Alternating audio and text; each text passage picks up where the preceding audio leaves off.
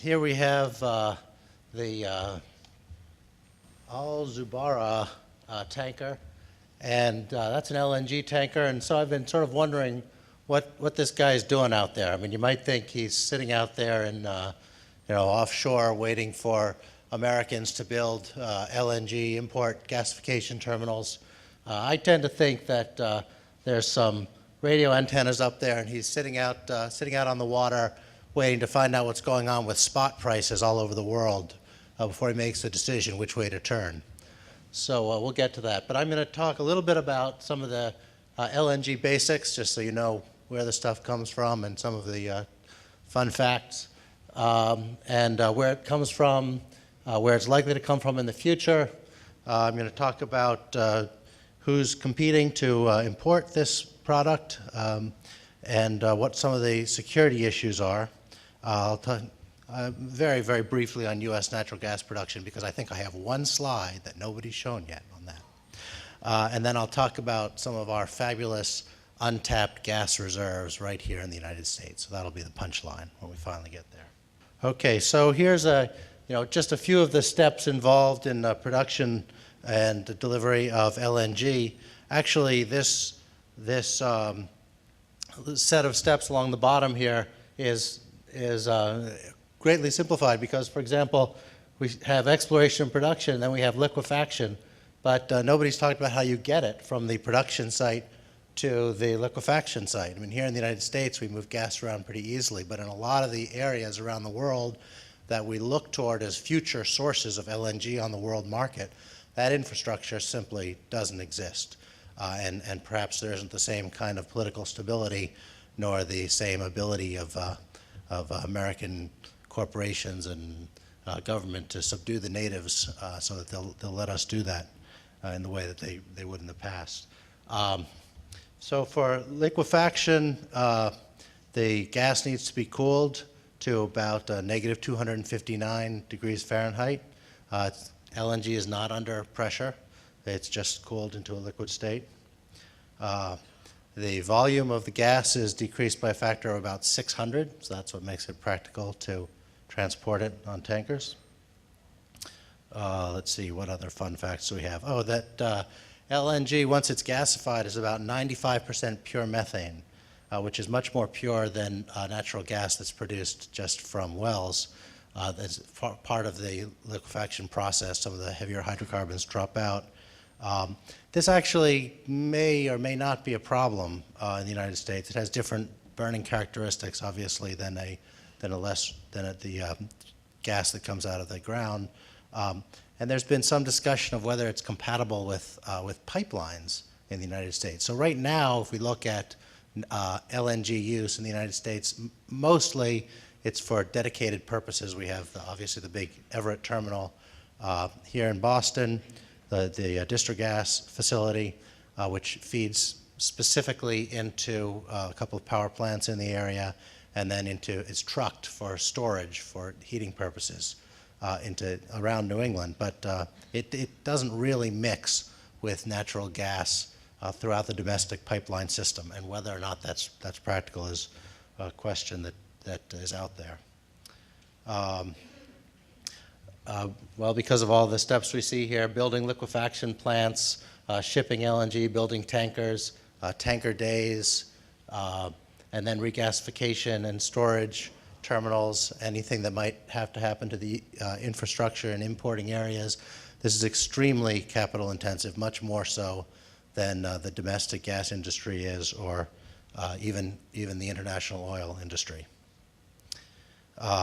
And I've seen one figure that, which I tend to believe, which says that transporting LNG is cost effective for distances which are, considerably longer than conventional pipeline distances. And the numbers were for offshore about 800 miles versus trying to build pipelines, undersea pipelines, or 2,000 miles. So, we don't, just comparing distances and costs, that's about where it crosses over. So here's a actually fairly out-of-date picture. This is from 2002, but I kind of like it anyway, of global LNG trade. And what you see is that there's one country which clearly on the demand side is dominating the import, and that's Japan. Japan imports almost all of their gas in the form of LNG and has, as I'll show in a moment, has had tremendous growth in their natural gas use, mostly for power production. And it mostly has come from the Asia-Pacific region. Indonesia is a huge producer, some from the Gulf here, some from Australia, and actually a little bit from Alaska. I promise you it doesn't actually follow this route, but I only just found out today that the world is round. That's where I was naive. No, okay. The other big import region is Europe. Spain uses a lot of LNG, and other countries are beginning to build, or planning to build, LNG import terminals. The U.S. really has traditionally been pretty small potatoes in the LNG business, partly because we've had a lot of domestic gas, and as we know, we have enough gas that will last forever, right? So where does it come from? Well, in the Pacific Basin, Indonesia, as I mentioned, is a huge source of LNG, mostly supplying Japan, as well as Malaysia. The other source regions are Malaysia, Australia, Brunei, and Alaska. Now Russia we have up here on the picture, and this really is the area where I've decided maybe I have to not be so gullible, because when we start talking about these regions that have enormous gas reserves that can be turned into LNG, I always thought there were sort of political and infrastructure issues related to that, but in fact maybe we shouldn't be quite as gullible about whether the reserves are actually there and can be produced. In the Middle East, we have our friends in Qatar, Oman, and the UAE, and there are other. Iran is actually another place which isn't even on the list here, but apparently has enormous gas reserves and is thinking about building up liquefaction capacity. And then in the Atlantic Basin, we have African sources. Nigeria is expected to become a major player. Algeria already is. Trinidad and Tobago is essentially where the United States has historically gotten its LNG. And the reason, I think, aside from contractual issues, which is that historically it's all been on long-term contract, for example, between the district gas terminal and the producers in Trinidad, is that one of the enormous issues in cost is tanker days. And the east coast of the U.S. is reasonably close to Trinidad, but the other importing regions are much closer to the African and Middle Eastern and Asian sources. So this is where the gas is supposed to be. There's this great area called Rest of World. I don't know why I wasn't skeptical about that one. Russia obviously has an enormous amount of gas, and so on. And Iran, which isn't really exporting gas at this point, as I mentioned, wasn't even on the list, but it could be a huge player if these predictions are borne out. The whole LNG picture is fairly new and has been growing rather dramatically. I mean, this is Japan just first came online here in 1970. This red area is Japan. Japan has remained the largest player, but hasn't had the most growth. But the rest of the world is growing and picking up on this source. Spain, as I mentioned, is a big importer. And just once more to emphasize that the U.S., while an enormous consumer of natural gas compared to Europe and all the Pacific Basin users, is really LNG is tiny, and I would say isn't even part of the U.S. market yet. However, here are the projections from our friend at the EIA. This is from the Annual Energy Outlook report of 2006. And we see that they say, well, by the time we get out here to 2030, that's a pretty good chunk of the U.S. gas market.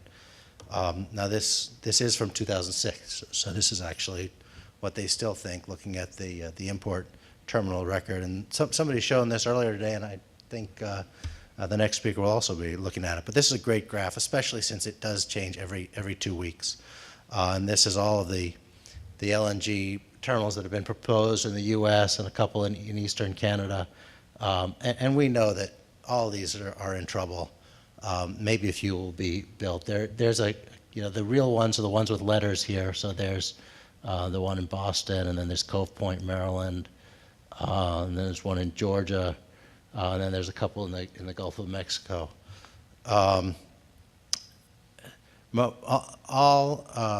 Just about all onshore terminals. The only offshore one is this one, which is this energy bridge technology that sort of has dedicated tankers that can hook up with this offshore offloading facility, which is kind of interesting because that means that if there's a tanker with gas on it, it's got to go there.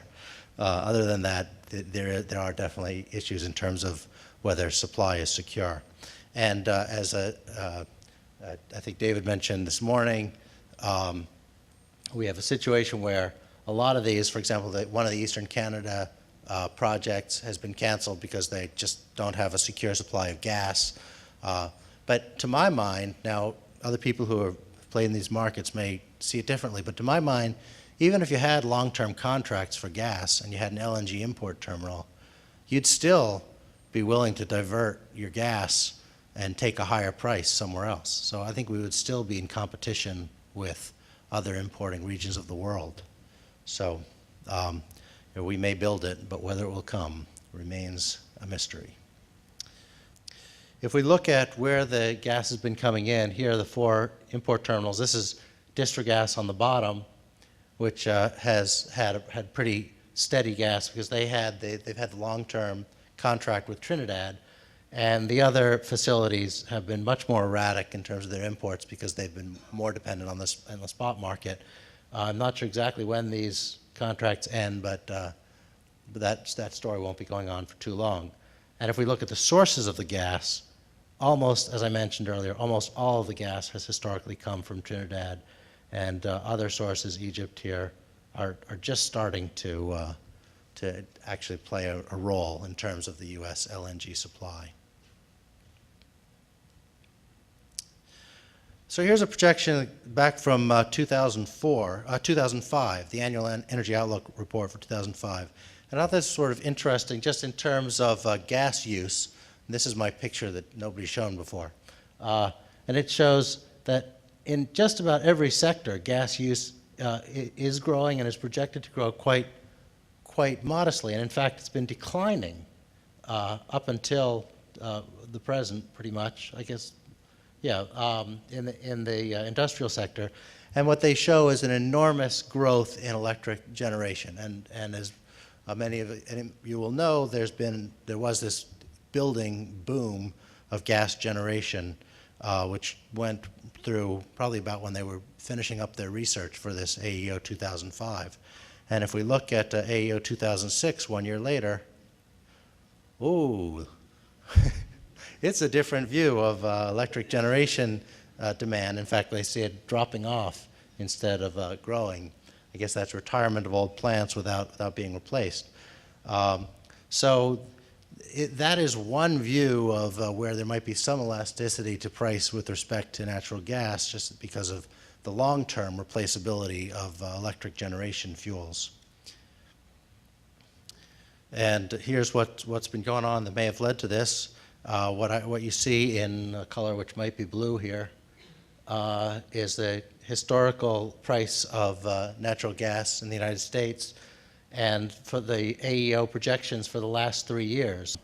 We've got some kind of model here which basically tells them the same thing all the time, which is it'll start from wherever it is today or lower than it is today, and then come off and converge in some area which is $5.50 or $6 per million BTUs. The people who are trading gas don't entirely believe it. These are some numbers off of NYMEX. This one is from 1 year ago, October 2005, when people thought prices were going to be very high in the short term. But they thought that was just the Katrina effect, I suppose, and that it would come down. And this is NYMEX just from this week, 2006, which are also, they're a bit higher than the AEO projections. But one thing about these NYMEX numbers is there's very, very little volume. once you get out past, say, a year or so. And a speaker earlier today talked about the issue of how volatility affects the investment environment. And I think this is a good indication of that people simply are not willing to engage in long-term contracting for fuels, given the volatile situation that's been observed. But as long as I'm putting up AEO numbers, I have to put up my favorite graph, which is the AEO forecasts going all the way back to 1990, and the way the experts in Washington were seeing the future of the gas market. So it was in vogue back here in the early 90s to say, well, gas was going to go up through the roof, and actually, where are those guys? Let's bring them back, because they got it pretty dead on. But for a while, they were getting pretty embarrassed here. Because they kept saying, no, it's going up, and it went down. And so they fired those guys and brought in some people who knew that gas would always stay low. And they got to stay around till about here, and then, that's basically the story. This is a picture of what domestic gas reserves have looked like. They've stayed about flat in terms of years of reserves. So as people have been talking about, there's been a lot more exploration drilling activity, and we've always had about 10 years worth of gas reserves that ready to be produced. However, where does all that discovery come from? And there are three ways that you discover gas. One is you can discover new gas in old fields. Another is you can discover new gas fields. And the third is you can say, hey, we've got more gas in this existing well than we thought we did, or the price is higher, we'll dig a little deeper, or we'll pump a little harder and extend the life of that field. And so here's a picture of what's been happening with those three different kinds of discoveries. And extensions, this one where we're going to work a little harder and pump the heck out of our existing wells, not even new wells in old fields, has really taken off. And whereas even new reservoirs in old fields has fallen by about half over this 10-year period, as have any new field discoveries. So that can only work for so long. By my math, eventually you need some new fields so that you can extend them. So that's one depressing picture. Okay, so I get to talk a little bit about security issues, and the next speaker is going to speak a little more about that. So I'll show this Coast Guard picture. This is a very recent report, and there are a number of these. A lot of studies of the question of is gas dangerous, is LNG dangerous? It's not a flammable product. You could shoot a rocket through an LNG tanker and it wouldn't catch on fire in its liquid phase. So here are the reasons that I don't worry that much about the flammability issue. One is the superb safety record that the LNG industry has had, a really outstanding record that they'll be happy to tell you about at length. And as I mentioned, it is not flammable in its liquid form, and once it does leak, it will disperse into the atmosphere in its gaseous form. Of course, there are also reasons to be concerned. One is that the industry structure is changing rapidly and disaggregating and growing. So, to my mind, when you have a 100-fold increase in the number of shipments, you have at least a 100-fold increase in the risk of some sort of incident happening. Plus, if you don't have the same kind of long-term contracting where you have more spot market activity, you have different tankers hooking up with different terminals, I think that that introduces a lot of risk. You have more different technologies out there for conditions around the world. So that's something I worry about. Gas and vapor form, not all gas and vapor. So if it's between about 5% and 15% methane in the air, then you've got a situation where you really don't want to light up that cigarette. And of course, the third reason is that leaks will disperse as gas. So those are concerns, but I'm not really an expert in that particular area. There's lots and lots of work that's gone on, and it's quite interesting, and you have to draw your own conclusions. In brief, regasification capacity is growing very fast worldwide. As I mentioned, European importers, India, even China, are starting to import LNG and build up their capacity for gasification. Competition for supplies means that if anybody thinks that they are building an LNG terminal to get cheap gas which, the developers always say, oh, high prices, let us build our LNG terminal. Well, guess what? It ain't going to be cheap. To the extent that there's new capacity for LNG, I believe it will mean that there's more available gas, but again, it will be expensive gas on the high end of the supply curve. And so the question is there a cheaper, more reliable way to meet our natural gas needs? And that gets into our fabulous untapped reserves right here in the United States. Yes, conservation. Negatherms. This comes from a study that I actually conducted for a group in Connecticut that was concerned about the Broadwater LNG terminal that was proposed for Long Island Sound. And their question was, do we really need this gas? I mean, is there some other way to meet our needs? And so we started with this AEO projection of what the gas demand growth would be through 2012 in the region. So this was just in New York and Connecticut. And of course, there's enormous uncertainty here because of economic factors, and now probably wouldn't be this high because they're not running some of the gas plants and things like that. But this was the projection from AEO. And so then we just said, well, what didn't they take into account that already exists? I mean, I'm not talking about going out and forcing everybody to change all their light bulbs, but let's just look at the policies in New York and Connecticut, renewable portfolio standards, gas demand side management programs, energy efficiency programs that they've allocated money, but the AEO doesn't necessarily take these things, or doesn't take some of these things into account in making their forecasts. And if you just implemented those, I mean, we're talking the real low-hanging fruit here, you already have negative growth in gas demand if those are actually fully implemented and have the kinds of impacts that study after study shows, dollar in terms of amount of gas saved or amount of energy saved they'll have. And then if you throw in, where's this thing, repowering of existing generating plants, gas generating plants, replacing the inefficient ones with efficient ones, you get another good kick. And we didn't go into great detail about that. Actually, we've done that study in California, and you can save quite a lot of gas doing that. So, we do have these untapped negatherm reserves, and that looks a lot better to me, more cost effective. And thank you very, very much for your attention.